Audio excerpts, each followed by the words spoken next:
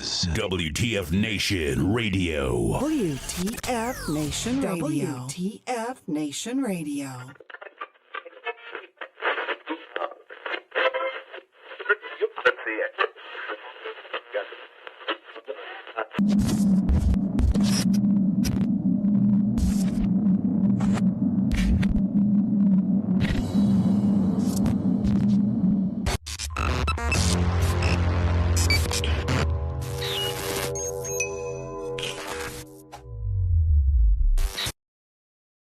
The horse, with beauty unsurpassed, strength immeasurable, and grace unlike any other, still remains humble enough to carry a man upon its back. When a service member or first responder takes an oath, he or she has mentally and physically committed themselves with self-sacrifice. From the front lines abroad to the very streets you live on in America, they protect. This oath is non-refundable and it is lifelong. Facing unimaginable dangers and unseen scars, these grounds are a place to recover and face any challenges head-on. As veterans and first responders ourselves, we know that battle all too well. From a simple talk with a friend on horseback to an entire debrief in the barn, this sanctuary has seen recovery take place time and time again. No hour of life is wasted that is spent in a saddle. The way we approach change isn't a new phenomenon. This animal has been with humans over 5,000 years. If you've ever been around a horse for long enough, you'll feel that thing, that electric trust. In that moment, nothing else is in your mind. When they turn into you, it's like the world disappears. We harness that moment to build skills off of. Repurposing requires flexibility, adaptability, and the willingness to challenge assumptions and conventional thinking. This approach can be applied to many areas in life, including business, education, and personal growth. To ride a horse is to fly without wings. This lesson and skills learned at War Horses will help reintegrate back into daily life. You'll learn coping mechanisms, improved communication skills, trust and confidence that will help reduce symptoms of anxiety and depression. These tools can be used every day to navigate life and take on many challenges. This may involve practicing mindfulness, setting boundaries, improving communication with loved ones. Transitioning back to society is hard on your own. And when you're at War Horses, you're family. And families solve problems together.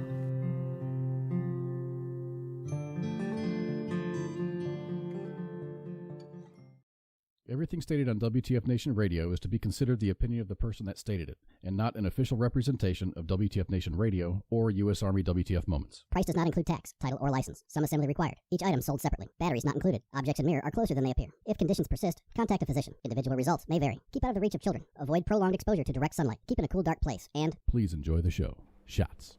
I don't know shit about fuck.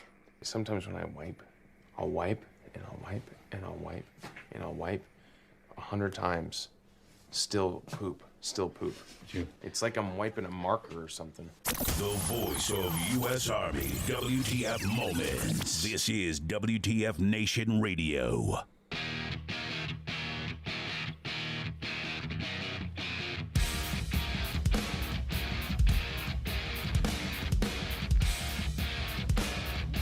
All right, everybody, let's get this Friday started.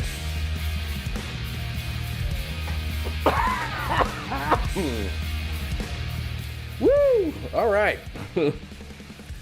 Happy Friday, everybody. Welcome to Friday Night Freedom. My name is Kaz. Up there in the bubble of doom is Pookie, back from his vacation. It felt like you were gone for weeks and weeks and weeks, but I had really good coverage because Coach filled in for you last week, and that was pretty awesome. Awesome. So I don't know if you you know what I thought was the entire show was awesome, but I think the best part of the entire show was at the very end. We were talking about foods that are replacing Italian food, and it was like tacos are more popular among like Gen Xers, and Chinese food is more popular than Italian food. And he's like, bro, that's bullshit. So we were talking about that stuff, and I ended the show with something that got him all riled up, and I'm like, oops, sorry, we gotta go, bye, and I shut down the show. So oh my gosh, it was funny. It was a lot of fun. I'm really thankful that Coach was there. He's always fun to do a show with. He's very, very opinionated, and I'm not saying his opinions are wrong. He's just very vocal, and I love it. I really, really love it. And yes, I really should be wearing a mask just to keep all of you all unsick. I don't even know what this is. I started feeling the tingle, right before you get sick. You kind of have that feeling that something just isn't right. Oh yeah. So in my experience, and this is going to sound really strange, and maybe you guys have had the same feeling before, but okay, the first thing is something in the back of my throat doesn't feel right. So it's a little scratchy, a little dry. And then this is going to, don't judge me, guys, ladies, everybody. Flu. One of the weird symptoms when I know I'm going to come down with something and I need to start taking zinc or something like that is I can smell my boogers. That's weird. It's just so, like, if I go and I blow my nose or I wipe my nose or something, I'm like, and I can smell it. I can't identify the smell, but it's just something, and it's always been with me. I remember, like in high school or even in grade school, I'd have this. So it's a pretty good litmus test for if I'm going to start getting sick, or the risk of me getting sick is higher. I didn't dodge the bullet this time. So Tuesday I started feeling funny. Wednesday I suffered through the entire day at work, just feeling like crap. My head just feels like it's got 10 pounds of snot. I'm really congested. Haven't been sleeping well. So after work Wednesday, I went and I got a COVID test. It was negative. I got screened for flu. It was negative. So I just have a cold, man. Man flu. It's man flu. And I'm not running a temperature. I'm actually running the exact opposite of a temperature. My body temperature is low. You got the reverse COVID. I don't know, dude. It's the normal body temperature, I guess the average body temperature is 98.6 degrees Fahrenheit. I have a stupid, simple, I've had it for years. One of those little, and you stick it in your mouth and it takes your temperature and stuff. They're not the most accurate devices ever. So I took my temperature and it was like 90. Oh my gosh, it was really low, like 96 point something, 96.4. I'm like, that's not right. That can't be right. So I took it again. And this is like at nighttime. I'm like, I woke up going, man, I just don't feel good. And, so I took my temperature. It was 96 point something. And then I put my glasses on and I'm looking at it. I'm like, yeah, that's 96. That's not a 98. And so I took it again, and it was the same temperature 2 times in a row. I'm like, all right, I guess that's it. And I went back to bed, and then I woke up a couple hours later. I'm like, hold on a minute. How low is too low? This is like the anti-fever. Am I going to die because just, my temperature is low? So get that hypothermia. So here I am at 3 o'clock in the freaking morning. My alarm goes off at 4 so I can get up for work. So 3 o'clock in the morning, I'm like, I gotta know. So put my glasses back on, grab my phone, which I try. It's the charger's right next to my bed, on my nightstand. I don't reach for the phone instinctively anymore. I used to all the time. I can't sleep. Pull out the phone, play some Words with Friends, look at the news or whatever. I've gotten away with that. This is the old man. Busted out the Words with Friends. that is the game. The only game on my phone is Words with Friends. Candy Crush. I never even did the Candy Crush, man. So anyway, here I am feeling like crap, and in the back of my mind, I'm like, how low is too low for the body temperature? So I get on Google. I'm like, okay, average body temperature. Lots of websites on there. And it says, the average body temperature is 98.6. You have a fever when you get to like 100.4 or something like that. And I'm like, I want to go in the other direction. And they're like, be careful with anything below 96.5 because you're teetering on hypothermia. And I was then saying hyperthermia, and I keep forgetting. Hyperthermia is when you're too hot. I think hyperthermia is too hot. Hypothermia is when you're too cold. Yeah. And I continued to read, and it said you need to go see a doctor if it is below or at or below 96 because you have sepsis, which is blood poisoning or a blood infection. So I'm like, so my alarm goes off at 4 o'clock. I laid there and I stewed on this for an hour until my damn alarm clock went off. I'm like, I'm gonna die. This is intrusive midnight thoughts. You know, you're sitting there sleeping at night, all of a sudden, Oh, it was so bad. But, you know, it's just, I think it's just a cold. I stopped checking my temperature because if I check my temperature, I'll probably die. So I stopped checking my temperature. I am feeling better today. I've been I haven't stopped work. I didn't not go to work. I felt like crap. But, you know, it's just one of those, I don't have a fever. I don't have COVID. I don't have the flu. I feel like shit, but I got a job to do. So, yeah. Should have just did the man thing and drank some whiskey and said, screw it. I've got a bottle of TX whiskey up in the cabinet. It's been up there for 2 years, and it's just been take yourself a couple shots. I guarantee you in the morning you'll feel better. That's the best medicine on the planet. With honey? Do you do it with honey? No, it's just straight whiskey. See, I've got some really, really good habanero honey from Montana. Well, I got some of that Mike's Hot Honey. Mike's Hot Honey? Is that any good? Is that legit? It's not too spicy. It's just right. Just the right amount of heat. Right amount of, sweet. You put it on pizza? I heard that you chicken, can put pizza. Yeah. Like if you could think of, like, if you want a little bit of spice, a little bit of sweet to it. I mean, that's like people freaking about pineapple on pizza. Oh, God. But that pineapple on pizza adds that sweet, like, especially if you got bacon on there. Bacon and pineapple on pizza is some of the best pizza you can eat, in my opinion. And throw a couple of jalapenos on there. Oh, yeah. Add that heat to it, you're good. So, Musa, you're not right. You're not wrong. You're not wrong. Alcohol is a bad idea because it will dehydrate you. But this show is sponsored by Miller Lite.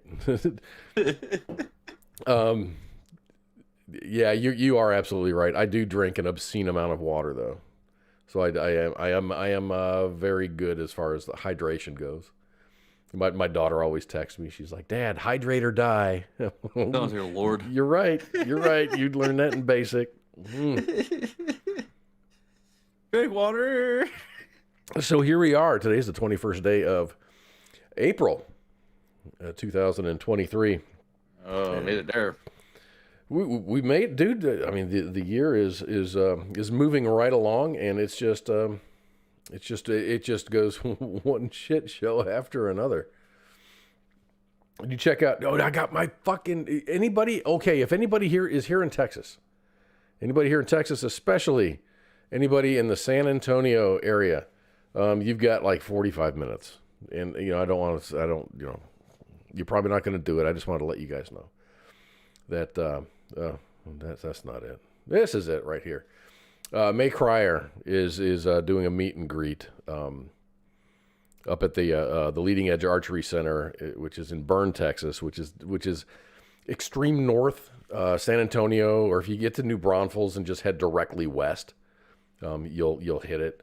But anyway, the Pink Berets are putting this on along with Yes, I Am the Veteran podcast. They're hosting May Cryer at the Leading Edge Archery Center in Bern, Texas. So if you're there, stop by and say hi. And if you're not around, just look out for more events that are going to be sponsored by the Pink Berets or the I Am the Veteran podcast. Wow. Speaking of archery, man, I used to go constantly to archery competitions. I was actually pretty good at it. David Cunningham called me a super spreader. Suck it up, Buttercup.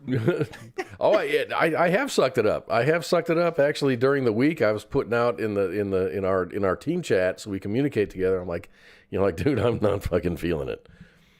I'll make the call later. So I made the call last night. I'm like, okay, I'll do an hour, and then maybe we'll play games or something. And I'm feeling okay. My only downfall is, I've been really slacking this week. I haven't done any fucking show prep at all. Oh. So I think we're just gonna bullshit. We're gonna have a good time. We're just gonna have fun. We'll talk about a few things that me and Coach didn't get to from last week, but not a whole lot of current stuff. I am going to talk about the SpaceX explosion. Boom. What do they call that? It was the rapid detachment, rapid unattachment, or something. Rapid unscheduled disassembly. Oh, that's what they call it. Yeah, the rapid unscheduled disassembly, which is just brilliant. I love that. And we'll talk about a couple of other things, and I guess the show will end when I run out of stuff to talk about. Very, very heavy in the head. Laying in bed, and there's so much snot in my head. My cheekbones hurt. My whole head is just full of snot. You need to go out and get you some of that Tabasco. Tabasco has a scorpion pepper batch that they have now. Just yak like 2 or 3 of that in there, and you'll be cleared. You'll be cleared up, no problem. I have been this week since I started feeling bad. I made sandwiches for lunch, and I put a bunch of horseradish on it, and that really helps. Horseradish will clear me up for a little bit. Horseradish for me has the same effect as that. Yes. The not NyQuil. The capsaicin. Capsaicin or not capsaicin. The stuff that you put underneath your nose, or if you're of Hispanic heritage, your mother will rub it on your chest. Vapor rub. Vaporub, yeah. You had to say the Vaporub. Yeah, no, right. But yeah, it's got the same, and it does well. So maybe I'll do that a little bit later. Have a sandwich with a bunch of stuff on it. I like good horseradish. Or if you color it green, you can just call that hot wasabi. Wasabi. Yeah. It's not real wasabi. No, real wasabi is expensive. Watching that rocket blow up, man. So let's talk about that. Since y'all are talking about it, let's talk about it. I don't have any graphics or nothing, but SpaceX, they launched that big ass rocket, dude. This thing is massive, and the first thing that I saw in the news is like an Elon Musk fails again, and his rocket blew up, and so I read and I'm like, dude, they cleared the fucking tower, and it went 30 plus miles up. And it was there for the separation, and the separation failed, and the rocket got out of control. So it didn't blow up; they blew it up. So, was it a successful test? Absolutely, it was a successful test, David.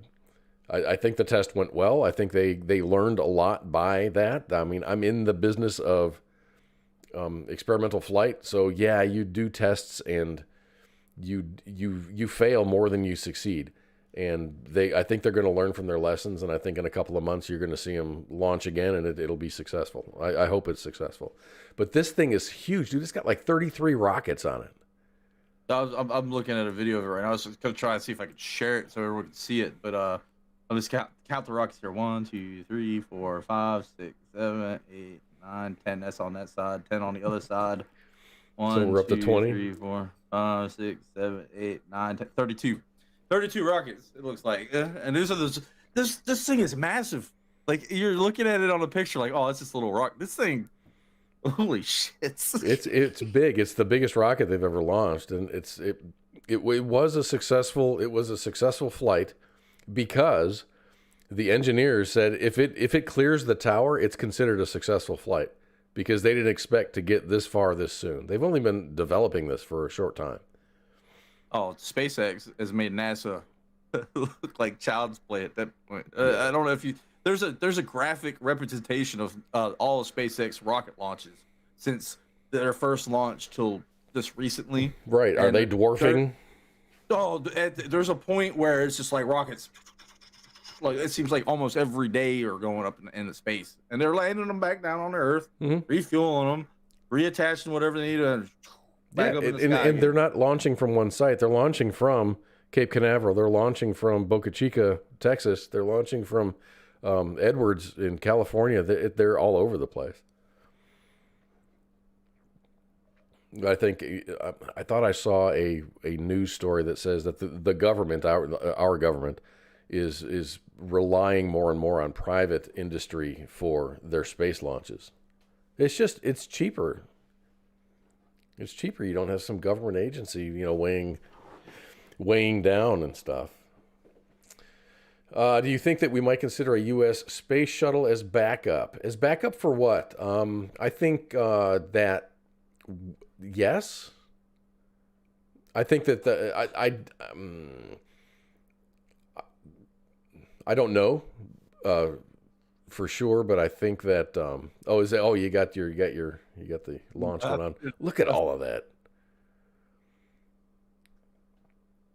So anyway, back to the space shuttle thing. I think we've probably got something in the works. We do have the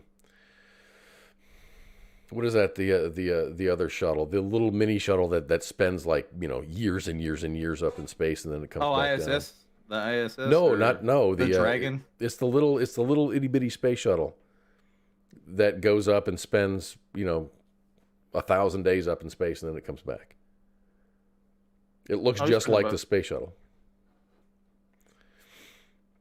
I have no idea. So here it is. So I was watching this, and when that thing started going sideways before they destroyed it, it was about 30 or so miles up, and it was falling at a rate of 2,000 kilometers per hour. They got like a self-destruct mode on those things if Yes. they need to blow it up. Yes, they do. I was just curious about that. Like, I always wondered, why would they put self-destruct mode on, sci-fi channels? Oh, they activate this. Who would come up with the idea that I need to blow myself up? So all of these cameras, they took these videos with great cameras. When that explosion happened, we were looking at you're 10, 15 miles in the air.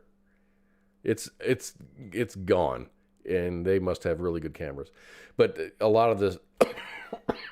A lot of the cameras were it made it look like it was it just blew up, but it was up there. It performed its mission and it did it well. It would have been great if yes, we would have had separation and the rocket landed.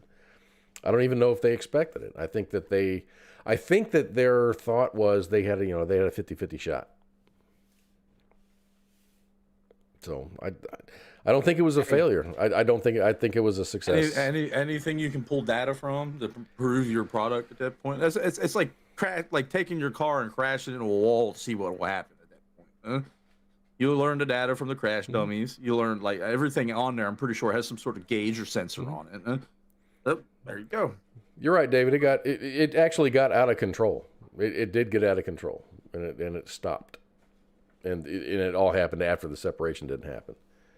Things are supposed to happen when things don't happen when they're supposed to.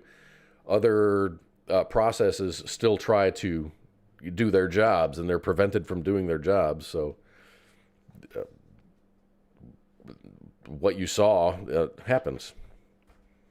Usa, you give it about 20, 30 years, I might consider it. Would I accept a seat on one of those rockets? 20, 30 years, I might consider it. Dude, you don't like to fly American Airlines. You're not going to get on a rocket. Yeah, I'll get on a rocket one time. I'd do it just to, get up there in 0G to experience it one time. And after that, F that. I ain't going to Mars. I'll tell you that much. Well, but what if, and we need to make a movie. This is our idea here. This is mine. You don't know about it yet. I just thought about it, so it's got to be a good idea. You get up for you pay your $1 million or $3 million for a ride around the moon or something as a consumer, as a tourist, but then something happens, and it's we need you to go to Mars and rescue these astronauts that are stranded or something. I'd be useless, completely, utterly. There was a movie with Anna Kendrick is in it. She's in a shuttle type thing, a rocket or something. And she gets up. I think it might have been for a long distance mission, and there was a stowaway. A mechanic was stowed away on the spaceship. I saw it years ago. I can't even remember what it is. Maybe anybody out there who is a Team UFO. Screw a rocket. Come on, Holly. You know you'd do it.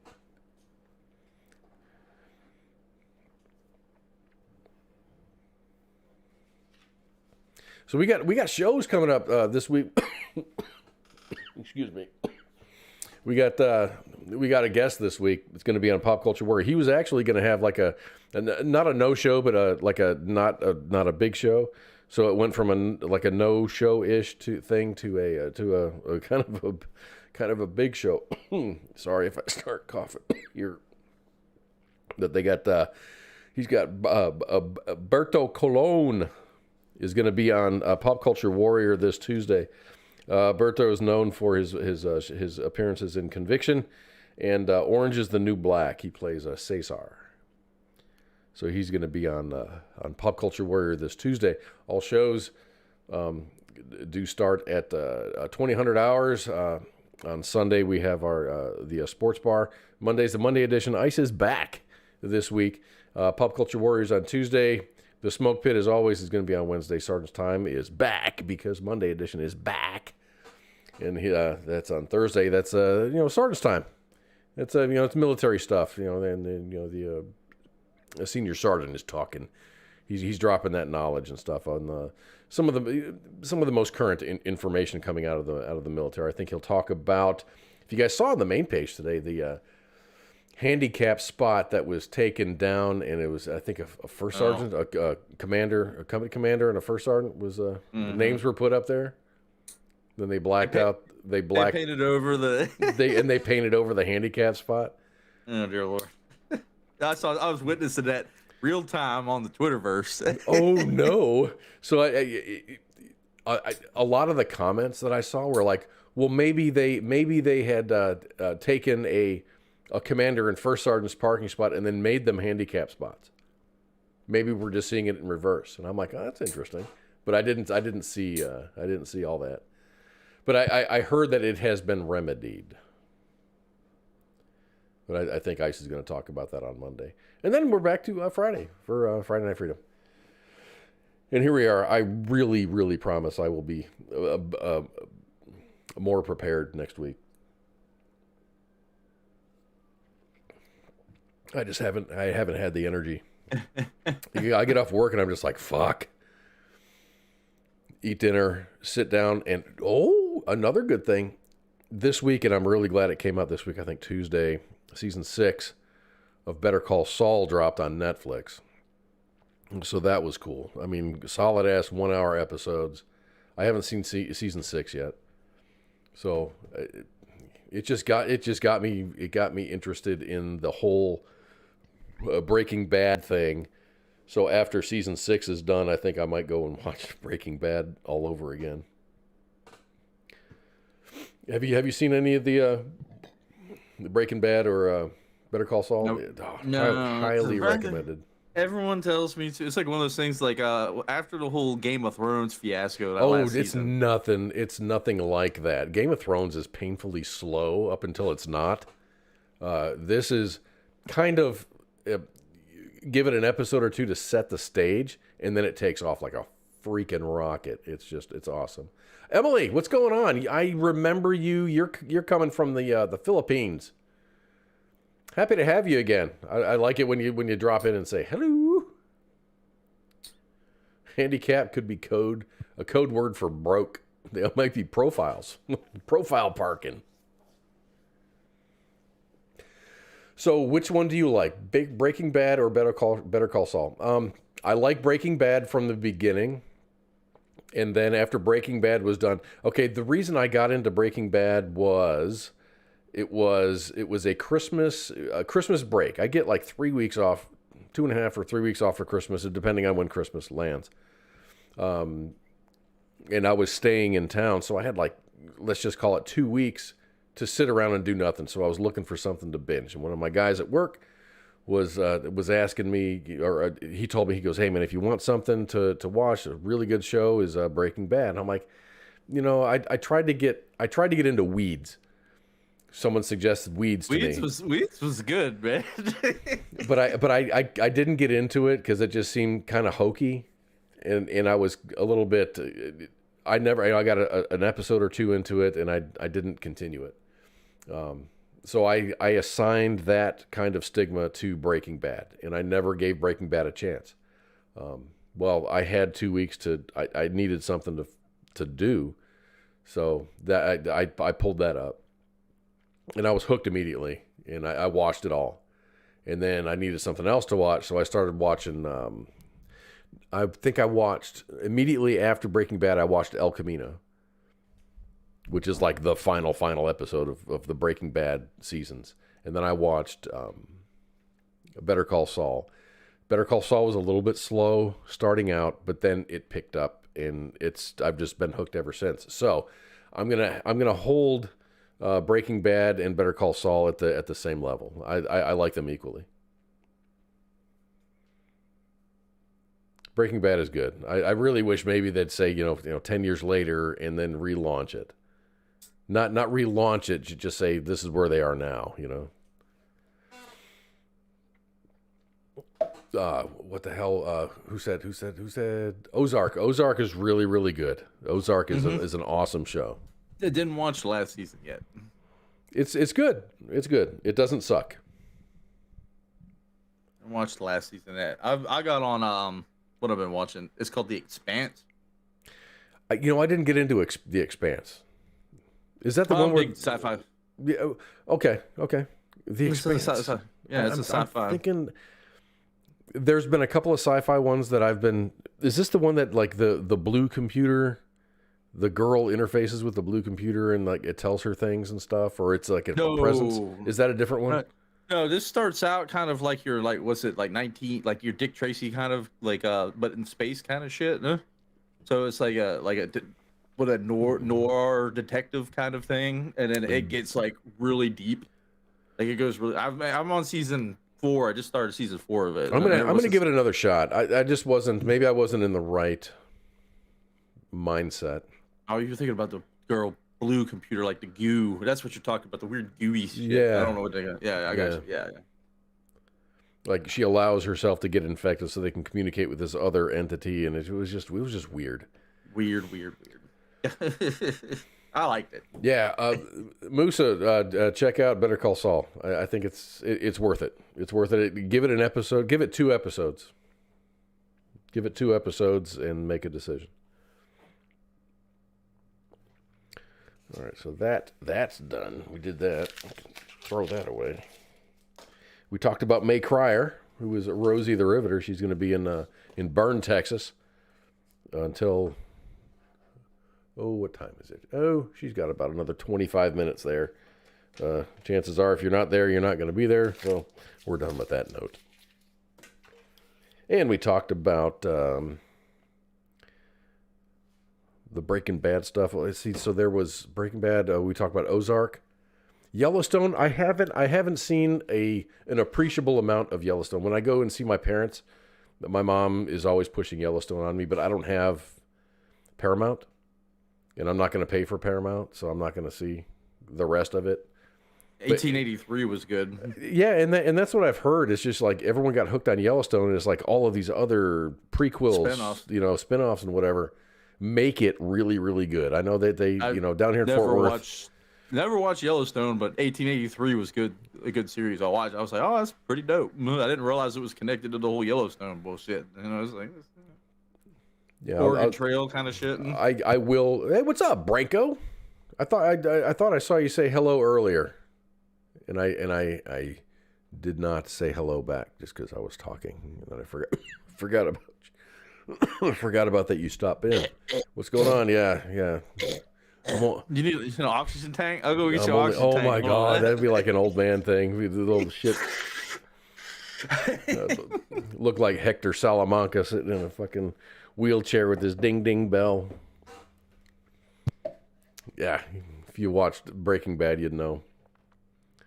That's such a good show. There's so many interconnections and relationships between people and characters that happen over here, and then like 3 seasons later, and then an episode later, it happens again, and it's just all the interconnections of people are just. They just did such a great job on that. That's probably one of the best shows I've ever seen. Breaking Bad, and it's made by the same people that make that. did Better Call Saul, and I think they probably did El Camino. It's just the way that they stitched everything together. Everything makes sense. And there's so many Easter eggs in there to find. Like you're watching Better Call Saul, and then someone has a meeting at the El Camino Inn. Little Easter egg there. It's cool. It's just really cool. God, I feel like... Pardon me. I'm gonna die here. Dying still. Anybody seen my stogie? Oh, that's how it sounds like when I wake up in the morning.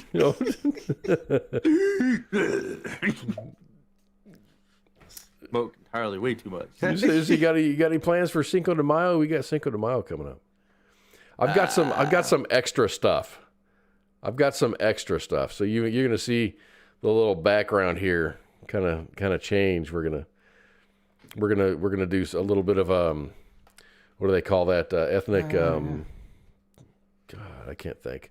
Cultural appropriation. We're gonna do a little bit of cultural appropriation here on Friday Night Freedom.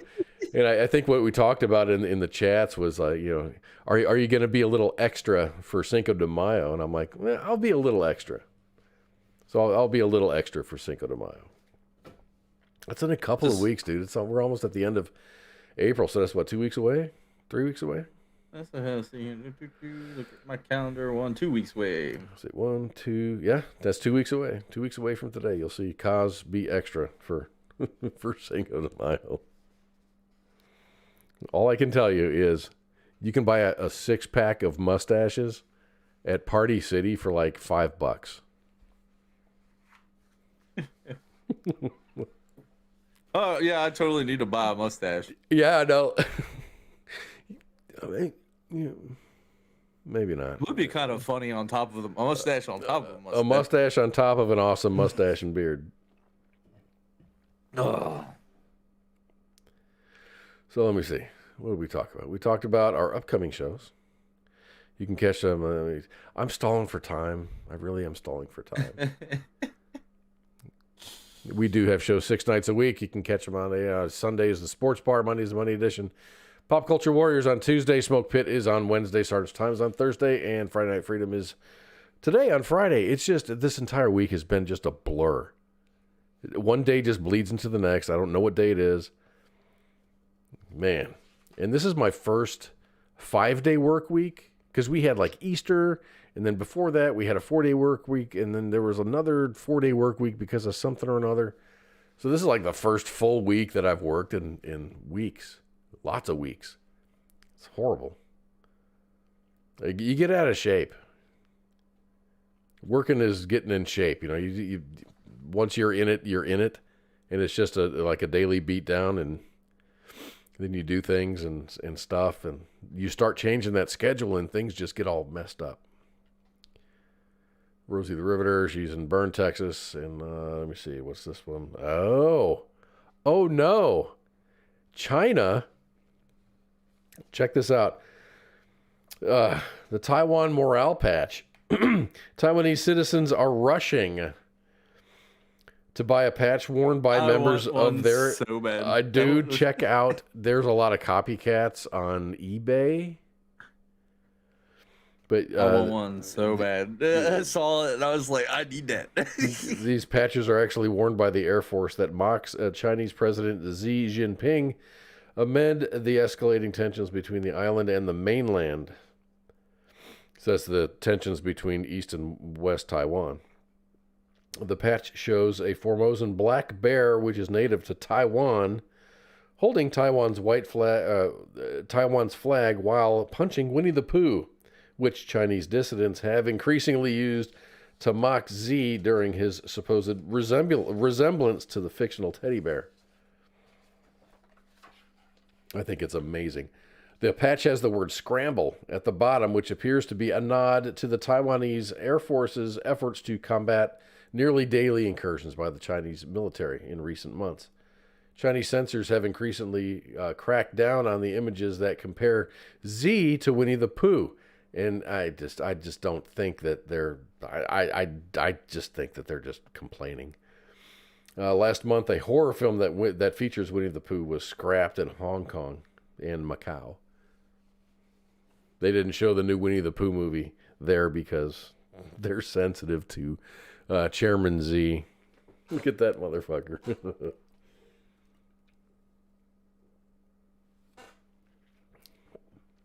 So what do you think? They're trying to... This guy's so weak, they're going to shelter him from being ridiculed? I mean, it's not that. He's just pussy. He's a pussy. He's a pussy. He can't take. I mean, someone makes fun of me, I'm gonna laugh it off. All right, cool. But he's got. Oh, I forget. What was it? West Taiwan. West Taiwan is a country. And I guess we don't need to worry about getting banned in China because we're already banned in China. We're banned in China, banned in Russia, banned in Belarus. Damn it. But if you want to hear, excuse me, if you want to hear us, you can hear us. I mean, VPN's a lovely thing. What happened there? I don't like when that happens. What happened? I'm trying to save an image and it disappeared on me. One of my images? Or a different image? No, I was trying to pull up I was going to, just for the rest of the show, have my thing look like the Winnie the Pooh guy. Oh, okay. I'm not going to do that. So here, I think, is what we're going to do. I have a head full of snot, and I need to blow my nose, and that's just really not the thing to do on the air. We're going to take a short break, and we're going to come back. And when we come back, we're going to continue until the end. We're going to talk about AI-generated music. AI is big in the news right now, doing things. I guess there's like an AI assistant that you can get, and you can actually talk to this AI assistant. Have you seen that? No, I haven't. I don't know if it's on Facebook. Tater, remember who Tater was? Tater. We talked. We didn't talk him in. He wanted to join the military. He joined, I think he went into MLRS. He ended up breaking his leg in basic, and he wasn't able to continue. So he's got this AI chat bot thing on his phone.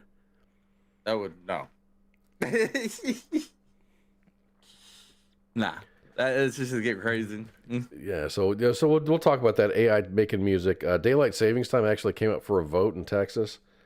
We're going to talk about toxic soil from the train wreck in Ohio. A new development on that one, which is not a good one. And we'll talk about Arnold Schwarzenegger trying to fill potholes and not being successful at filling a pothole, but from what I hear is it wasn't a pothole. So I'm going to take a break because I really need to blow my nose. And when we come back, that's what we're going to talk about. So hang out, get up, refill your drinks, go to the bathroom, do stuff and things, and we'll be back in just a minute. Mash shots. This is WTF Nation Radio.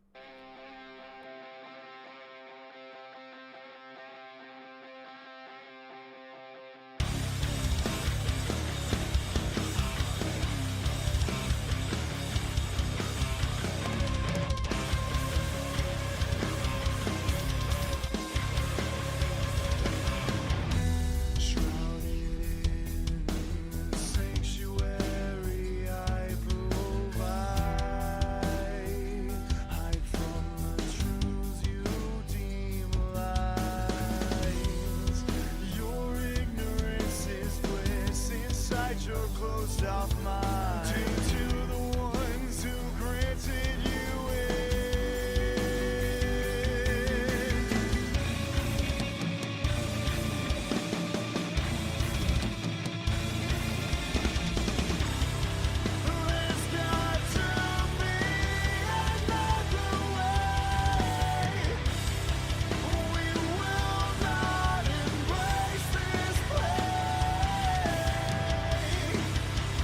my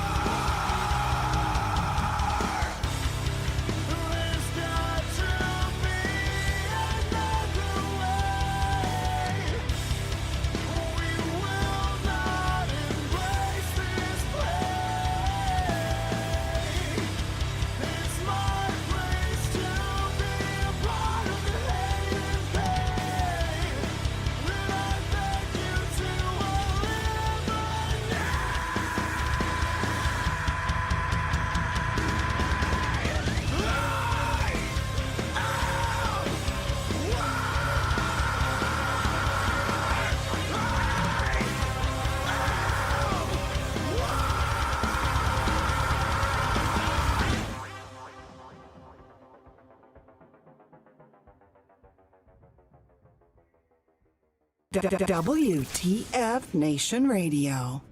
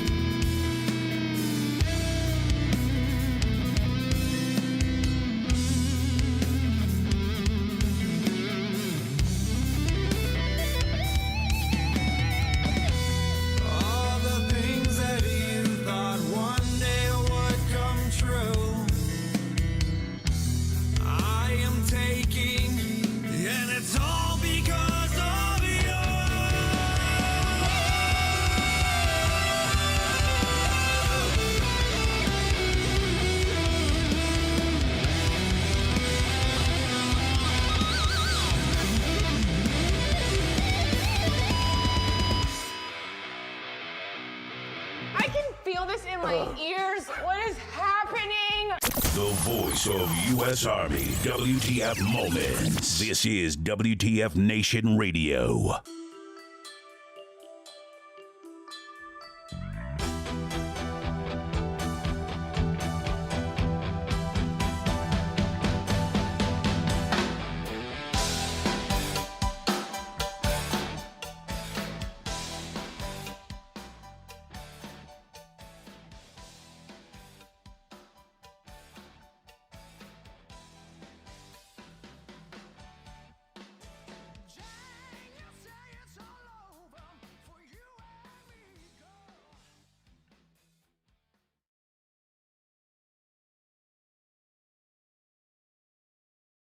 Feel this in my ears. What is happening?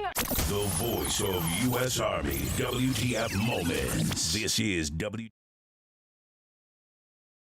Damn it. God damn it. God damn it. I did it again. I did it again. I thought I had everything covered, but I didn't. I'm blaming it on the snot. Blaming it on the snot. I'm sorry. Look at this. Sorry, sound, mute button. I'm sorry. God damn it.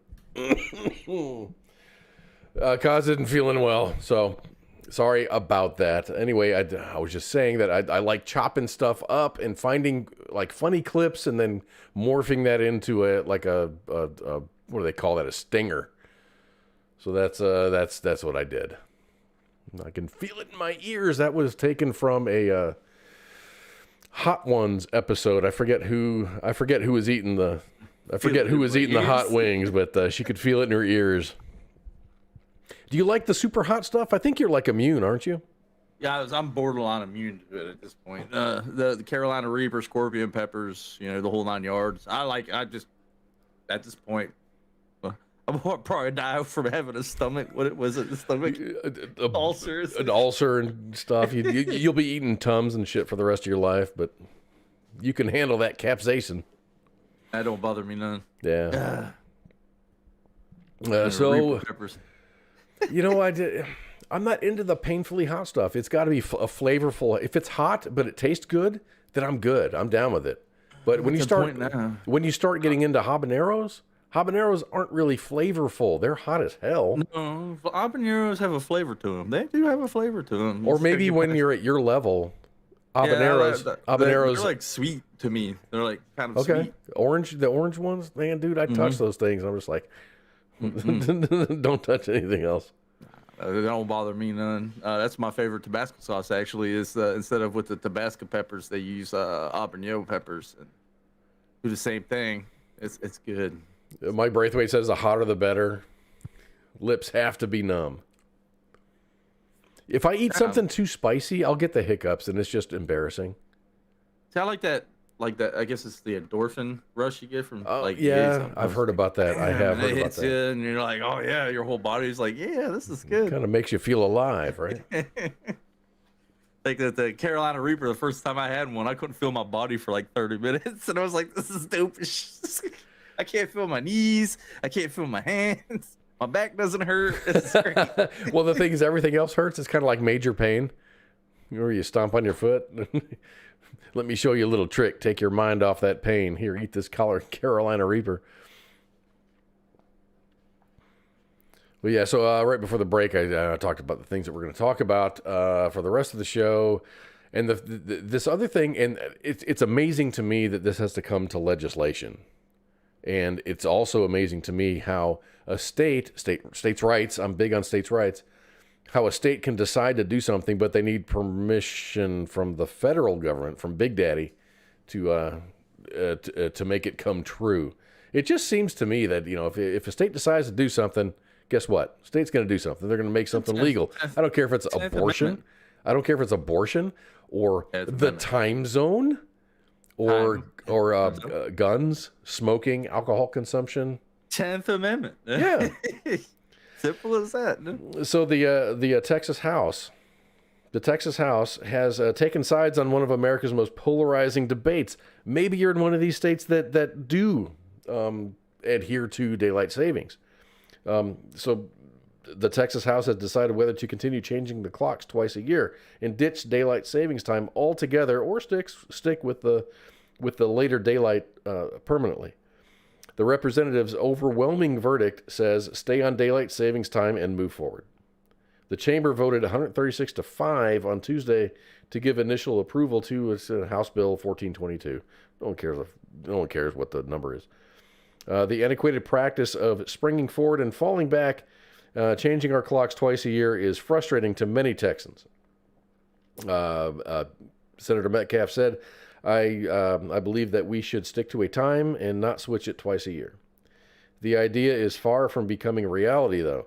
It doesn't matter that the legislature voted on it. Once the bill gets its final House vote, it still has to clear the Senate, and it'll clear with no problem. And even if it's signed into law by Governor Abbott, the measure would still require an okay from Congress. If House Bill 1422 were to become law, Texas would join 19 states that have enacted or passed measures for year-round observation of daylight savings time, according to a tally from the research group National Conference of State Legislatures. Still, the state laws can't go into effect, as House Bill 1422 notes, unless Congress enacts another law granting states the authority to observe daylight savings time all the time. I thought Arizona already did it.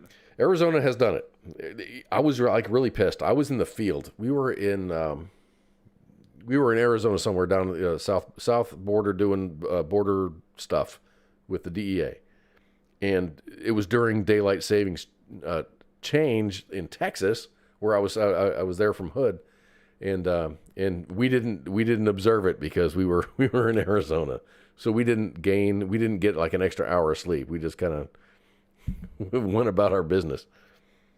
It sucked. So Republican U.S. Senator Marco Rubio Florida introduced a federal bill last month that seeks to do just that. I thought they already passed something like that. They did, but it never came to a final vote. It never came to a final vote. So it's like one of those few things that everyone up there was like, "Yeah, this is stupid. Let's get rid of it." And then it just like it went to conference and it sat there and it died. So all of that entire process has to go over again. Bureaucrats. It's stupid. Government is stupid. Should I say that louder? Government is stupid. They pay attention to some of the dumbest government shit. Is stupid. Cause taxation is theft. I'll own it. Yours is taxation is theft. Mine is government is stupid. They pay attention to the dumbest shit. Stuff that doesn't make a difference. Women, this is weird. This is strange. You're a dude, but you want to compete as a woman. So you say that you're a woman, and that's just okay. That's fine. But they had weeks of like testimonies and stuff in Congress talking about this stuff, and the protection of women in sports and stuff. Bio women should compete as bio women. Men should compete as men. Period. It's hard to understand. It's not hard to me. If you want to play dress up and pretend you're a woman, that's great, awesome, that's super awesome. But dude, you got a dude, and I say dude, comma. Stay in your lane. That is your lane. See if I can find that news article I saw today that drove me up the wall, and I was like, I would kneecap someone. It was like an 18-year-old at a high school that said he, biological man, was transgender woman. Dude, yes. And went into a locker room where there was freshman girls. Like 14 years old. I had kneecaps. I don't care. I'm at the point now where you could call me trans, whatever, but that's just like, bypass the system. Dudes exposing themselves to young girls. That shit pisses me off. That is a high school senior. Actually, if you're 18, you should have already graduated high school at 18. So someone who shouldn't be in high school goes into a freshman or a shower with freshman girls in it, and then apparently the school didn't inform the parents. The whole checklist is insane. I wish I could find it right now. I'm looking for it right now. Do you remember what state that was in?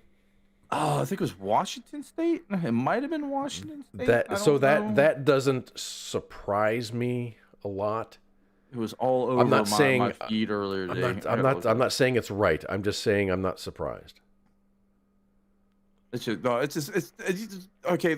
You got to draw a line in the sand. All right, I don't care what you do as an adult, but once you start fucking with kids, that's where I get that's and that's my kid, and that's my kid. Yeah, just imagine that's your child. You're trying to raise your child, and now some creep is in there just like doing a helicopter. Did he do the helicopter? I don't know, but I'm just I might be just blowing out of proportion, but still, it's fucked up. So Mike says you can be 18 in high school. I think it's a birthday thing. It's a birthday thing. If you're cursed with a late birthday in the year, then of course you're going to be an 18-year-old. I can vote, and you're a high school senior. It's an adult exposing themselves to minors is what that is, in my opinion. But I mean, yeah, register as a sex offender and continue with your life. Thank you. Did you find it? No, I can't.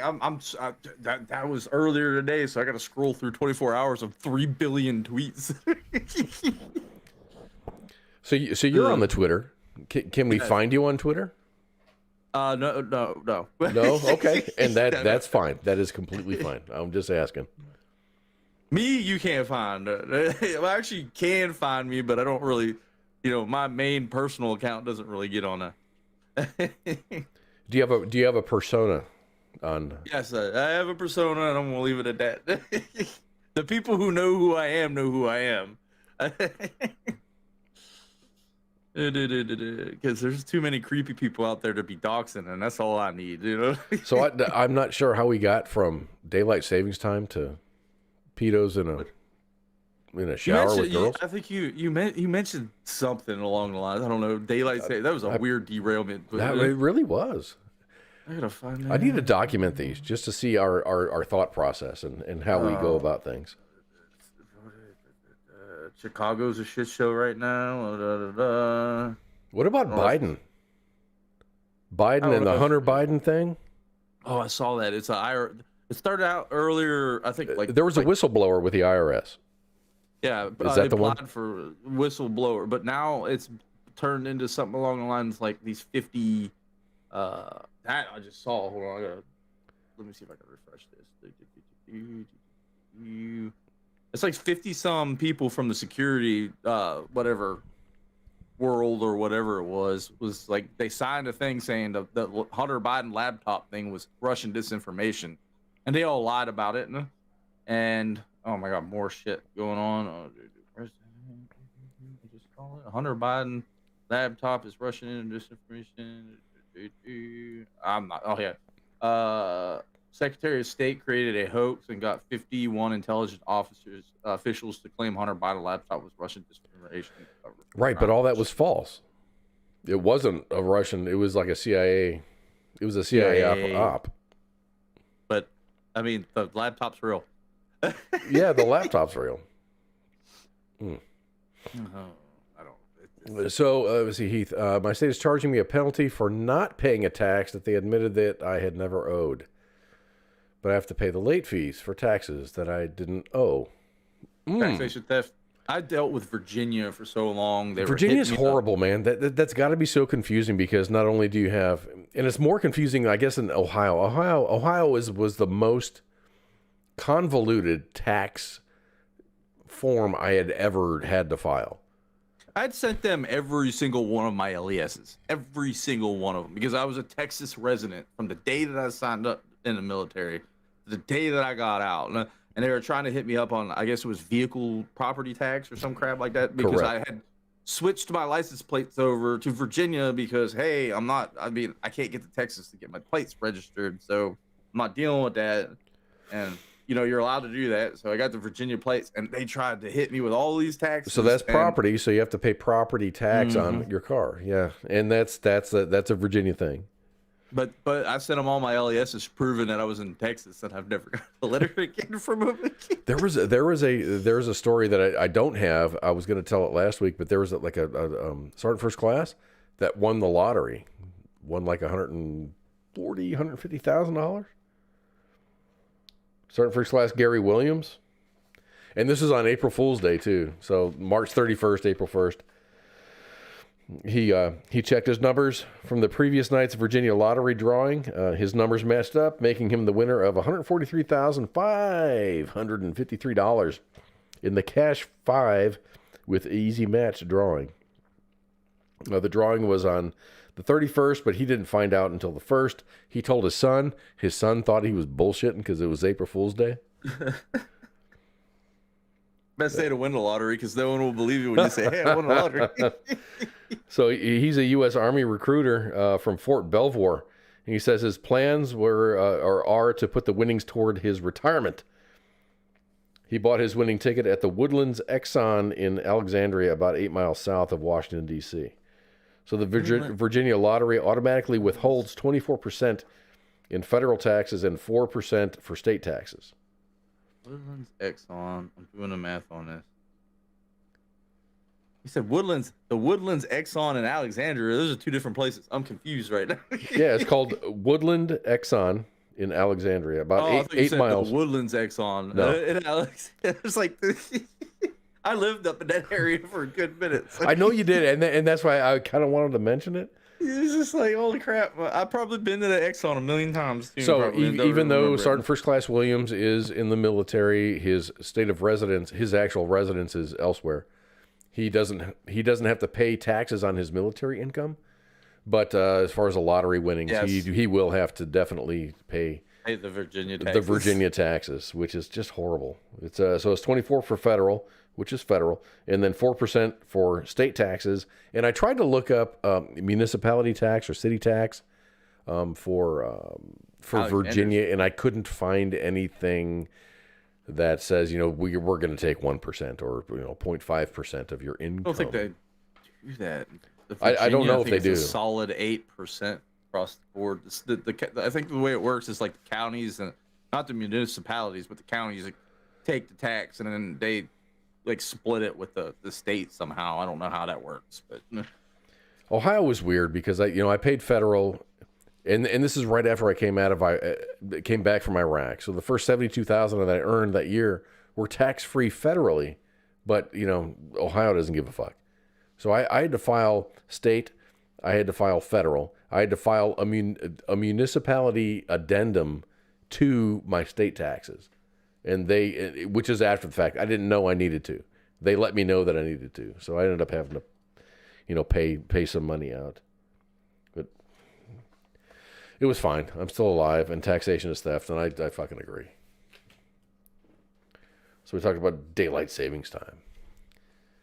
What do you think about that? You think everyone just would you be happy or not happy if they said, okay, the entire United States, we're just not going to change our clock. 6 o'clock in the morning is going to be 6 o'clock in the morning. Wish I could show you an example. It's like taking a blanket, cutting one end of it off, and sewing it onto the other end of it, and thinking the blanket's longer somehow. I don't. It doesn't help anyone. It actually, like from what I understand, causes health issues with people because it's a weird shock. I think it's a daylight. It's just a daylight. It's like hours of daylight thing. It's how to be more productive when it's daylight. I mean, you don't need to have daylight to be productive. Talk to any farmer and like cattle farmer and those cows, dairy farmer especially. Those cows will come regardless when they need to get milk. You know what? If you've got a dog in your house, your dog doesn't care that the clocks got rolled back and you get an extra hour of sleep. When they're hungry, they're going to wake your ass up in the morning. Well, this is the same with the dog we got. My mom comes home the day the hour changes, so the dog is set on this biological clock. Right? Yeah. So this dog's sitting there waiting. Every noise, like oh, like is that her? Is it treat time? It takes the poor dog like 3 months to get adjusted to it, and then 3 months later they have to readjust. Yes. So do it. I mean, do it for the dogs, man. Yeah, there you go. Do it for the. I'm so sick and tired of the daylight savings time. Resetting. The only way it's gonna get fixed is states like Texas and Arizona and all these states get together and start just abolishing it one by one because it seems like our federal government can't do shit anymore. And I don't care if it's light outside or not. Get to work. Do your job. And then this opens up the work from home thing. Everyone works from home. No, they don't. Productive people don't. People that do things, I guess, people that do things like with their hands and they build things and do stuff. They don't work. You can't work from home and do that. So I'm kind of a little bit jaded on that. So let's talk about toxic soil. Remember that big old thing that happened in Ohio? Oh yeah. The train derailment. This is an interesting story. It's interesting to me because of the end of the story. The end of the story is the most interesting part. So there was a truck that was, with a lot of other trucks that were hauling soil from the East Palestine train derailment site that overturned just before 1 p.m. on Monday. This is last week. A lot of these stories are like a week old. So according to the Ohio State Patrol, a commercial vehicle hauling 40,000 pounds of contaminated soil from the train derailment site was involved in a crash on State Route 165 near Waterford Road. The driver was a 74-year-old driver, Philip Falk of McDonald, Pennsylvania. He suffered minor injuries in the crash and was cited for operating a vehicle without reasonable control. The northbound tractor trailer traveled off the right side of the roadway, hit a ditch and utility pole, and overturned onto its right side. The Highway Patrol estimates that approximately 20,000 pounds of soil spilled onto the roadway and into the berm. And according to the Ohio EPA, the spill was contained and it was not a threat to nearby waterways. So I looked up the distance between the train derailment and the site of this crash. So what's crazy about this is the county is about 10 miles away from East Palestine. The dude had been on the road for only a few minutes. He was on the road for like maybe 10 minutes, driving away from that site, and he crashed. So I'm looking at this picture of this highly contaminated soil, and I don't see any hazmat suits. I see no containers. I don't see anything to indicate that this is a hazardous spill. This is a photo from the crash. Oh, that Isn't that weird? yeah, just minding their own business, chilling, looking at it. You see the big dude? Okay, look at the ambulance. Yeah, man. He kind of blends in a little bit, but He does. That's a big dude right there. That Ugh. dude right in the middle of where the ambulance is. They're just hanging out, smoking and joking. Contaminated soil everywhere. yeah, well, No one's wearing any hazmat stuff. it's not radioactive, so they probably don't need to wear. No, it's not radioactive, but I mean, there's like nasty ass chemicals in there. As long as it's not airborne, you're good. Okay. I'd be like, okay, where'd this come from? East Palestine. Okay. Mop up, mean- mop 4. I'm going to be sitting in my red truck out there in the distance. I don't know, this whole train derailment. Like there's a bunch of other ones. There's an ethanol leak. There was corn syrup leak. Dude, yeah, and the train in Montana that had beer in it. There was one. I think it was today or yesterday. It was a fuel truck that blew up on the freaking freeway and left like freaking fireball all the way down the freeway. It's just. Are what they is happening? going on? Is it happening more, or is it just Or being just paying reported attention more? to it. Yeah, I think what's happened is getting reported a lot more recently. Because there's train derailments all the time. My grandfather worked at the railroad forever, and he was like, "Yeah, there was constant. Like it happens a lot more than you realize it happens." But I think it's just getting reported more. Not that it's happening more.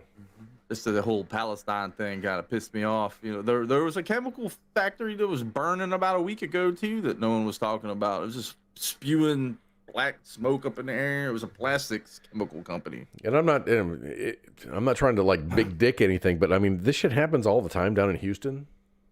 All the chemical plants and processing facilities, they have accidents and shit happens.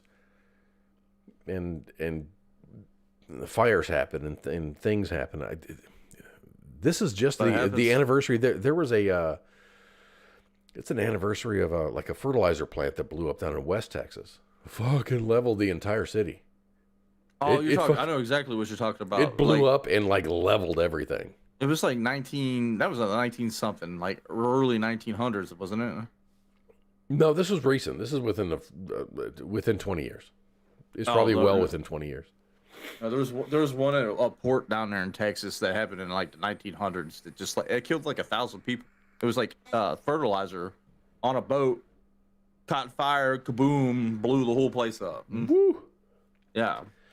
David Cunningham chimed in. He said, if you win or inherit a lot of money playing the lottery, you can request a discharge from the military as a matter of, quote, unusual situations. And, of course, the best interest of the Army. I mean, I guess you don't want someone who just inherited a boatload of cash. I can see their issues with that, but I've never seen anything like that happen. But I need to go to the motor pool. What the fuck you going to do, Sarge? Kick me out? All right.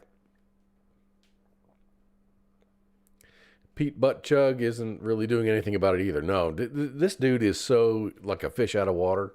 Buttigieg. Pete Buttigieg. Mayor Pete. He's really out of his depth on all of this. I guess we can save that for another show. I mean, he was just recently calling bridges racist or some shit like that. Oh, like roads. The roads. The United States road system is racist. It's designed racistly, or whatever his words were. Whatever he was told to say is what he said, and he said like roads are racist. Bridges were made lower so like cars could drive through it, but buses couldn't. And like no, these bridges are made for like when we made smaller vehicles, and now bigger vehicles are wanting to go through them, and they don't fit. It's not racist. The fuck, Pete? Dude did take like what 6 months of freaking parental leave. Yeah, they adopted a kid.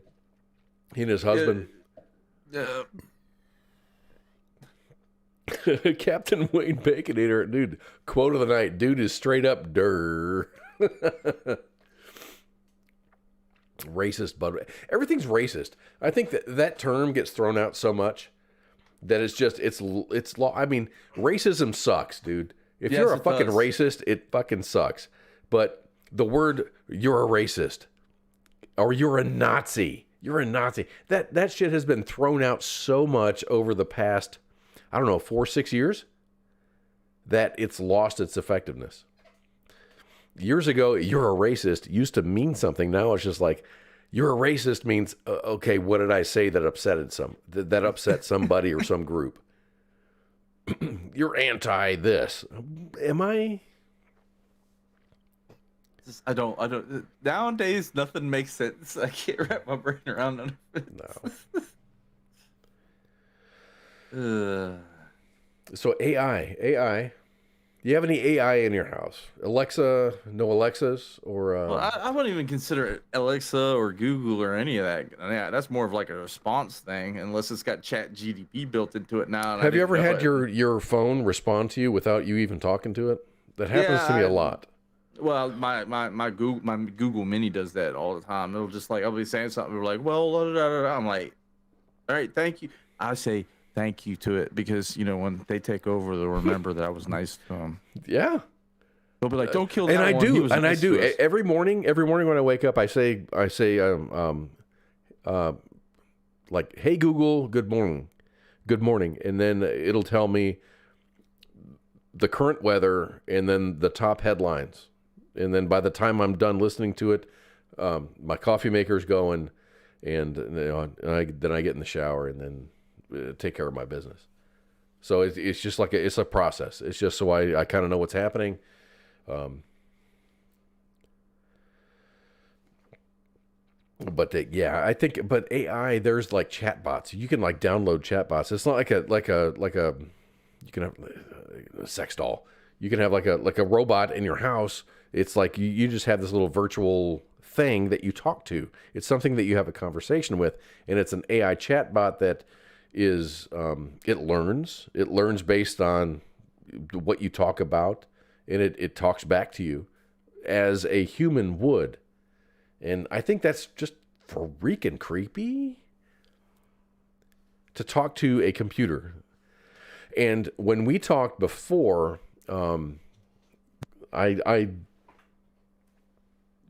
Wolfram Alpha is what I was talking about, is what we use at work a lot. For like, I need a formula that calculates the volume of the cylinder, blah, blah, blah. You might not know the formula, so you go to Wolfram Alpha, and it would give you the formula, and then if you plug in the information, it'll solve it for you. So you don't have to sit there. So you don't have to sit there and fucking do math. It's like an on-the-fly engineering tool that I love. I've used HAL5000. That's Chat GPT or whatever it is to do code JavaScript. I needed JavaScript for something I was playing around with. I don't code well, so I know how to read the code, you know. So it's like, hey, can you do this for me? And then he goes, bloop, puts it out. I read it. I was like, exactly what I needed. Thank you. Less than 5 seconds took it to write the code for me. And you might need some, you know, actually to get it to work, you might need some tweaking, but you can tweaks. It gives you the baseline. Yeah, it gives me enough to tweak with it where I can get it working at that point. Personal coder. Baconator, what? Hal. Open the pod bay doors. HAL5000. So open the pod bay doors. I don't think I'll do that for you. Oh, dude. Oh my gosh, yeah. What was that? Space Odyssey. Yes. How open the pod bay doors? I don't think so. They make T-shirts. They make T-shirts with that shit on there. I don't think if you have an iPhone and tell whoever's on the iPhone, I can't remember what her name is, but you say, "Hey, open the pod bay doors," she'll do the same thing. It's That's awesome. Like, I will do that for you. Sorry. So anyway, AI generated songs are now created in a similar way to AI chat systems like Chat GPT and Bard. The chat systems learn from analyzing huge volumes of text, and music bots do the same with both melodies and lyrics. Both have been the subject of copyright concerns. We have copyright concerns as well here on the station. Sometimes I'll play something and it'll get grabbed up. Sometimes 1 week it'll get grabbed up, other weeks it won't. It doesn't matter whether we have permission or not. Chat bots might use entire phrases, sentences, or more from human authors. Similarly, music bots might replace both music and lyrics from human artists.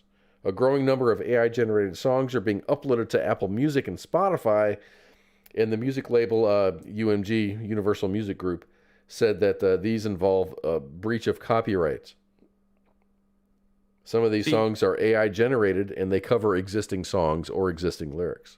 I mean, there was that Drake song that came out that was real popular. Like it blew up on like the TikTok and the Spotify. It was an AI-generated. It wasn't really him singing. It was the AI doing it. Sounded like him, and the copyrights and all kinds of crap. I guess because of the likeness of. Yeah. But you heard about that the weird story? I'll bring this up because it like adds to a lot of this AI shit. Remember, I think it was like maybe 3, 4, maybe 5 years ago, there was that Nat Geo guy out in like Malaysia or wherever somewhere, and he left his camera sitting on the ground, and a monkey picked it up and took a selfie of it. Yes. The monkey selfie. That? Yes. PETA. They got the monkey rights for that picture or some shit like that. Or they tried. What it boiled down to is because the monkey wasn't human, no one could copyright it. So now all these AI things are coming out, fall under that same clause because it wasn't a human that made it. You know, the human might have made the tool for it to be made, but it wasn't a human that made it. So like you type anything like a script or anything up there, like, hey, write me a script for this movie, and they find out it was made by an AI, you don't have any copyright. You cannot hold anything on that at that point. Even if you go back and like alter it and make it your own? No, like if they can figure out that you use its original creation was because of AI. Yes. No. Dude, that sucks because a lot of songwriters are going to be out of fucking work. Well, I mean, there's a lot of like writers that will hit writers' blogs say, "Hey, give me some ideas," you know, and they kind of spin off of the idea on that. Like, okay, what's going to happen here? Like, you know, they find out, hey, the AI gave just that little bit of an idea to roll with the new part of the story. Is that story now not the writer's story, or is it, you know, the AI story that can't be copyrighted and is free to use at that point? Patrick Lowe says Army PAOs always run into issues when they use songs by the Army band in ceremony videos that they get uploaded. They'll get a copyright strike on a ceremony that has copyrighted stuff in the background. I get it.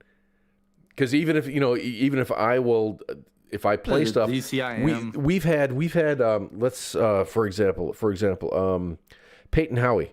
We've had Peyton Howie on the show. We have permission to use her music.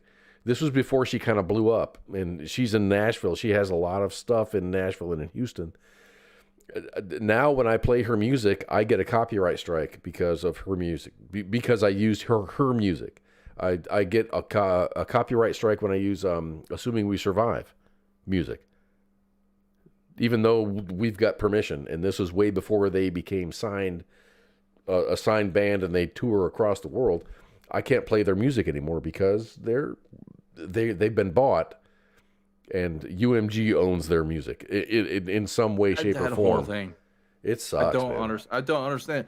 Like the DCIM thing or DIMC or whatever the heck it was. It started back in the '90s with the whole Napster and like Crosswire and shit. Like that started becoming like, you know, like super big. Don't copy my music, buy my CDs, and now we're in the digital age, and they're still like, what is it that I'm walking down the street and I'm recording live, and some idiot drives by slow and playing like Tennessee Whiskey, a song that I freaking hate, but it picks it up on there, and now I'm copyright banned from my original content because someone was playing music in the background. I don't understand that. No? I can't wrap my brain. We're doing creative, what do they call it? Creative Commons kind of stuff where we're like speaking, talking, blah, blah, blah. We're having a conversation. We're talking about stuff. We're talking about these things that are in the news that are copyright protected and things like that. But if I show an example, we're going to get not banned, but we're going to get dinged. And if you get too many dings, then you get demonetized. And if you get demonetized too many times, you get banned. You lose your platform. Oh, Facebook is worse for it.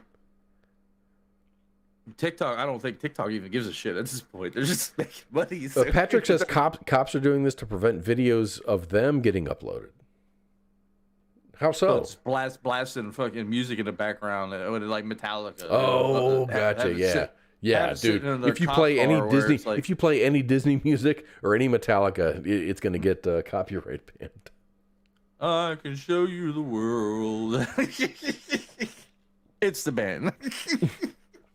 You play Disney music? No, dude. This is a cop being a fucking bad cop, beating this guy's ass. Yeah, exactly. No, that makes sense because if their body camera footage gets uploaded, it gets the algorithm is going to be like, oh no, we can't. So holy crap, that's. So don't hate the player, hate the game. Those are the rules, right? That's like some E4 shit if I've ever seen it. So I need to get me like the old like iPod, like the mini, the super small one. Oh, dude! And get me like a speaker on my chest and walk around blasting Metallica all day on a low level to where it's not insulting people, but if anyone records me. As soon as I show up on the screen, it blocks everything.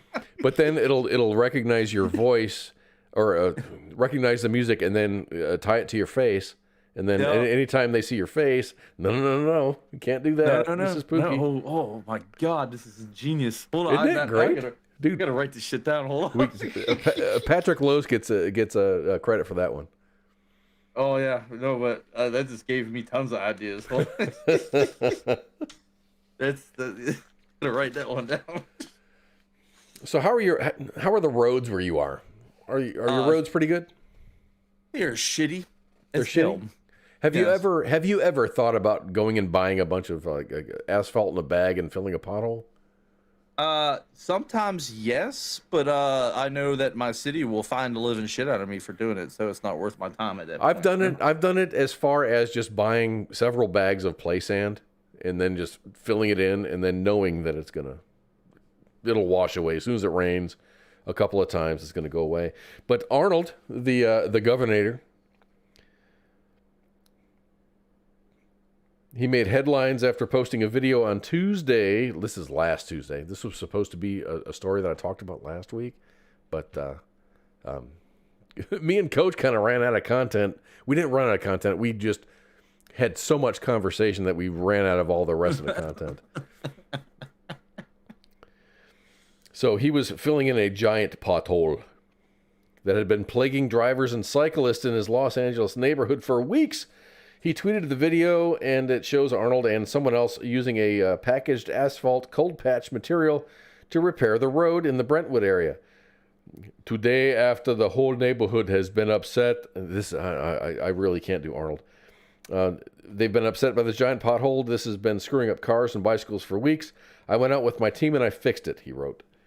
I always say, let's not complain. Let's do something about it. Here you go. I completely support Governor Schwarzenegger 100%. Rather than complain about something, go out and do something about it. Do something about it. So after he did that, the city officials responded back and said that Governor Schwarzenegger may have made a mistake. This location, quote, is not a pothole, a spokesperson for the Los Angeles services said. It's a service trench that relates to an active permitted work site being performed by the location of SoCal Gas, and they expect to complete the work by the end of May. As is the case with similar projects impacting city streets, SoCal Gas would be required to repair the area once the work is completed. SoCal Gas did not immediately respond to the overnight request for comment. So SoCal Gas was doing work. They made this opening in a road that had been, messing cars up. Arnold saw the problem. He went and solved the problem, but it actually caused another problem. So what's SoCal Gas doing with an open hole in the ground for months at an end to do something? I mean, when they do work on my street or whatever, they will cut a crevasse into the ground, but they'll put like steel plates up so cars can still drive by and not screw their stuff up. Why didn't SoCal Gas do that?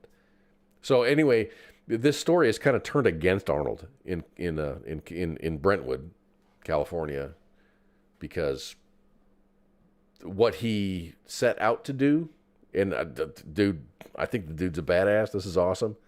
I'm glad he did it.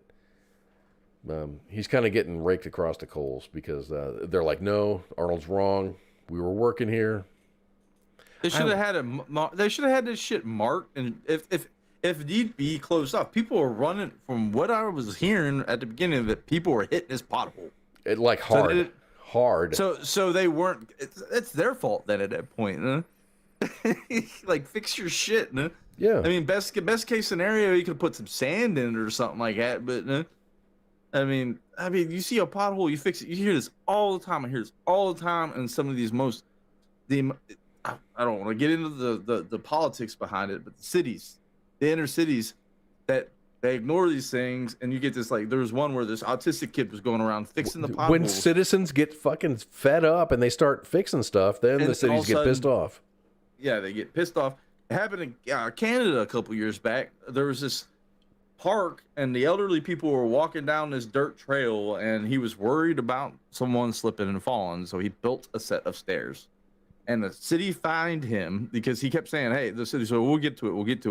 You know how the cities are. We'll get to it means like 20 years from now. So he was fed up. He was worried about the elderly population. Someone hurt themselves. He built a decent set of stairs. The city comes in, rips the stairs down, fines him because he did something without a permit, and then builds the stairs back up again for twice the cost of what it cost him, 3 or 4 times more. And then probably charged him for it. Yeah, it's just like taxation is theft. Government is crooked. Bureaucracy is the problem. What is?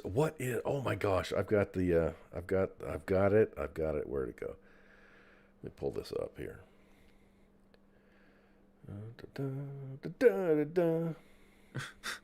It's just you can't make this shit up anymore. Where'd it go? It's just is it a meme? I don't think it's a meme. I got so many pictures here. Crap! I caught an 8-pound bass in a pothole in Laurel, Mississippi. Oh my gosh!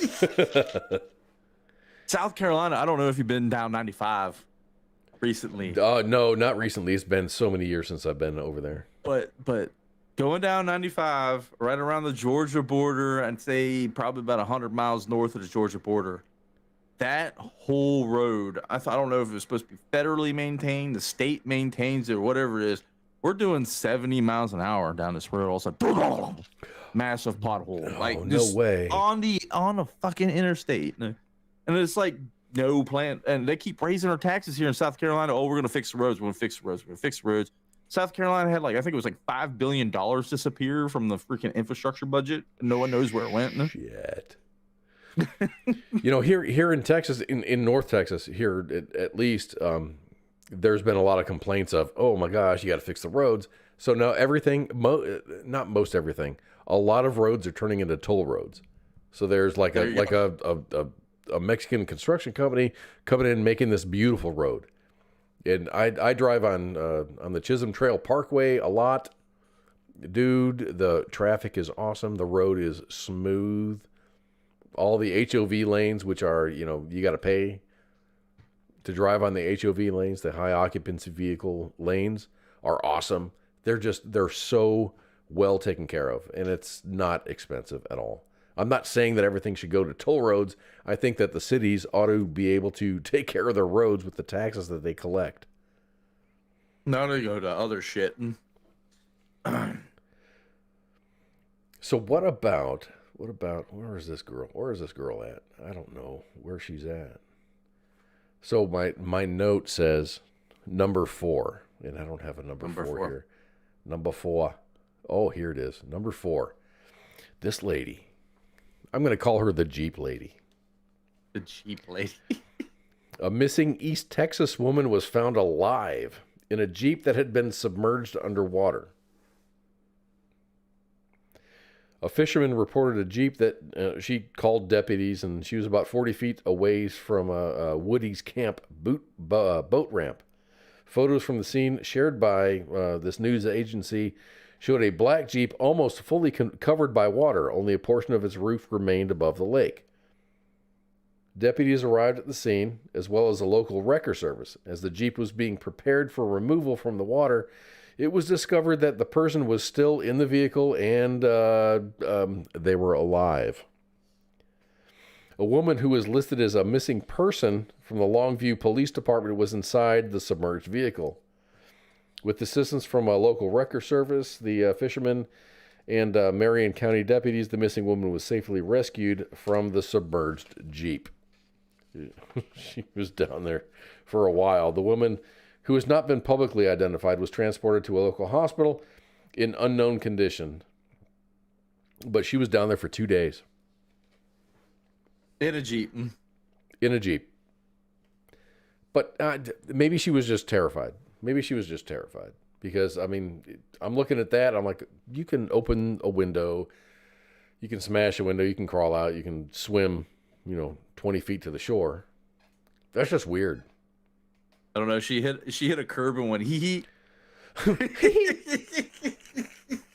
She's 20 feet underwater in her Jeep. Like, well, this is cool. Oh my gosh! I'm gonna get to the back so I can breathe. I'm a rubber ducky. I mean, didn't have a cell phone. Nothing worked. Maybe she was drunk 2 days ago.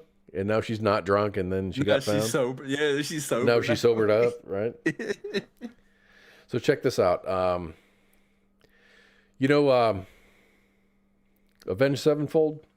Yeah. I kind of like this. Where is my graphic? This is so weird. I'm going to go through it. This is going to be embarrassing. Outro 7, 8. 8, 9. No, that's not it. 10 is not it. Oh, there's a lottery guy. Sergeant First Class. Recruiter guy. $143,553. And he's going to have to pay taxes on it. So minus 24% federal and then 4% for state. Oh, so by the time he's done with it, it gets like maybe $50,000. No, I'm thinking about $100,000. But it's cool. He says he's going to use it for his retirement. Okay, spring forward. We got Big Pookie. I got a whole Big Pookie thing here. So that's like you. Big Dirt, AI, Arnold. We talked about that. Yeah, and then there's the thing there. This is one. And I'm not going to play games. This is a game thing. Not going to play games. And that's my other thing with my thing on it.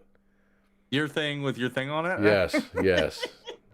It's illegal in most states. But Avenged Sevenfold is actually doing some pretty cool stuff. Let me just get us up to here. Dun, dun, dun. Main live. That's a Avenged Sevenfold.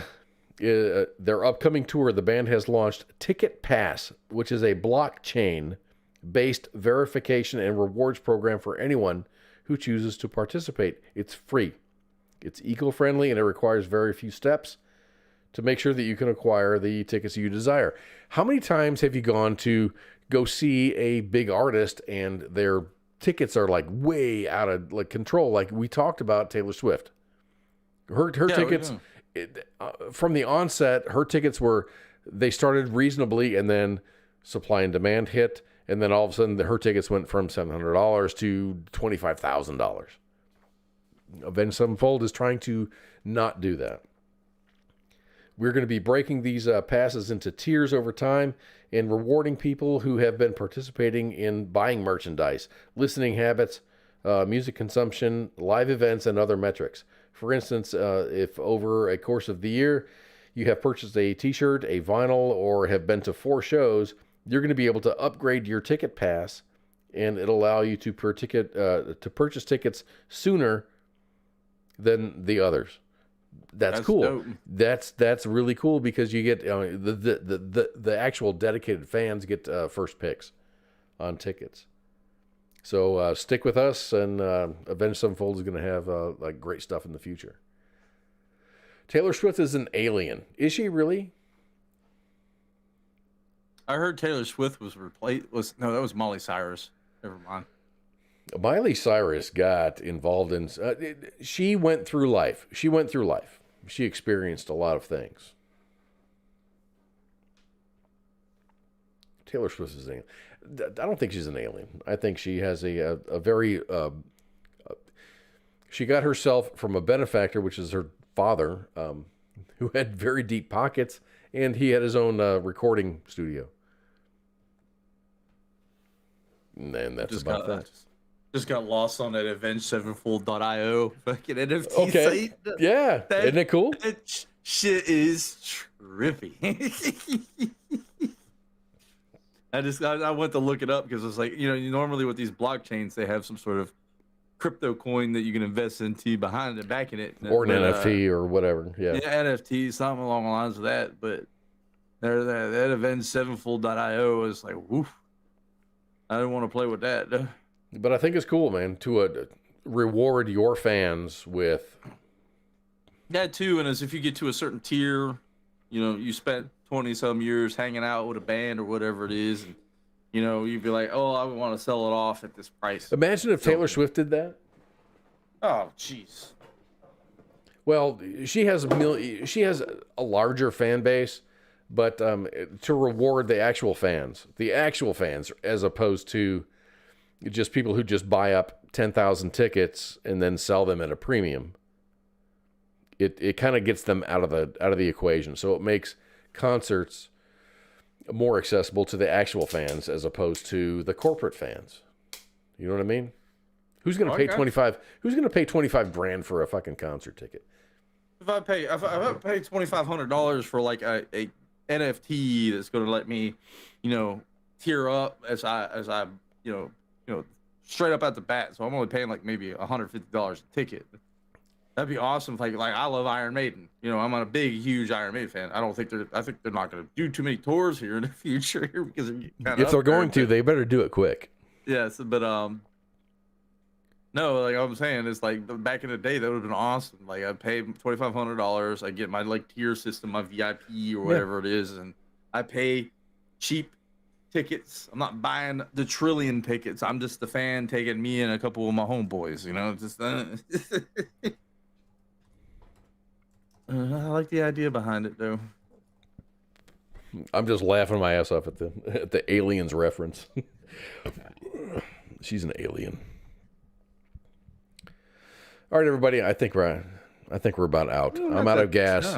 I'm out of gas, and I've got a lot of snot in my head. Tell you, eat some hot peppers. You'll be all right. Eat some hot peppers. I've got some Afrin. I accidentally bought Afrin. I thought it was going to be for daytime, but it says night. It says 12-hour nighttime. So I don't want to take that during the daytime and have to go to work and be tired. I don't know what kind of stuff it has in it. So I'm going to go and snort this Afrin, and then I'm going to go to bed because my head hurts. I got to relieve this pressure. All right. Thank you all for hanging out. We're going to have a better show next week. I have no idea what we're going to talk about, but my name is Kaz, and that is Pookie up there in the bubble of excellence. And we're going to be out of here. Stay tuned. I mean, we got shows all this week, especially on Tuesday. Stand by for a Pop Culture Warrior, and that's going to be a great show. Dude, Brad Williams, did you catch that? No, I didn't. I didn't either because I was sleeping. Gonna have to go and get the podcast. I have to go to Pop Culture Warrior on Facebook and then rewatch that. I knew it was happening, but I was like out. I was comatose by the time that Pop Culture came on. So anyway, we're gonna do that. Fuck. I'm so in need of sleep. All right, everybody. You need to get some sleep. Yes. All right. Y'all take care. Love y'all. We'll see you next week. Bye. My friend came to the door. She said, well, I was on the phone cooking me and my baby some breakfast. And she said, hey, something wrong. It's popping. I said, what? She said, yeah. I said, no. So the girl come downstairs. She come out her apartment with her baby with no shoes on. I said, oh, girl, it's cold outside. She said, something ain't right. I said, oh, man. She said, oh, man, the building is on fire. I said, no, what? I got my 3 kids and we bounced out. We ain't gonna be in no fire, not today. The voice of U.S. Army, WTF Moments. This is WTF Nation Radio.